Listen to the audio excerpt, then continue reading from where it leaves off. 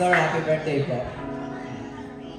Ito pong spoken poetry po, spoken word, ay may pinamagatang, Pastor, salamat po. Sa likod ng bawat sermon, may pusong patuloy na lumalaban. Sa likod ng bawat ngiti, may mga panahong tahimik na nasasaktan. Pastor, hindi namin laging nakikita ang bigat ng inyong dinadala.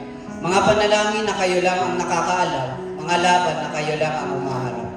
Habang kami natutulog, kayo'y gising, nananalangin. Habang kami nangihina, kayo'y patuloy na nagpapalakas sa amin. Hindi madali ang tinawag na ito. Hindi ito trabaho lang, kundi buhay na inialay. Bawat salita na inyong ibinabahagi ay hindi lang aral, kundi apoy na nagbibigay buhay. Minsan, kami matigas ang ulo, minsan kami nagkukulang, pero hindi kayo napapagod na umunawa. Hindi kayo tumitigil na magmahal. Pastor, salamat po.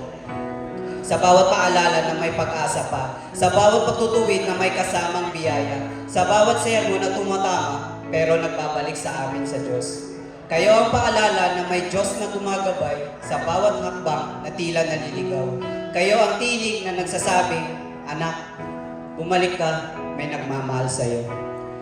At kahit hindi perpekto, pinipili niyong maglingkod ng buong puso. Hindi para sa papuri, kundi para sa kalwalhatian ng Diyos na tumawag sa inyo. Kaya ngayon, hindi lang kami basta makikinig, kami ay magpapasalamat.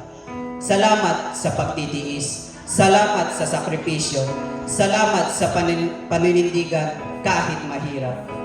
Pastor, ang buhay niyo ay patunay na ang Diyos ay patuloy na kumikilos at sa pamamagitan niyo, mas nakikilala namin siya. Maraming salamat po, hindi namin kayang tumbasan ang lahat, pero ipapangako namin, hindi masasayang ang bawat itinanim niyo sa amin.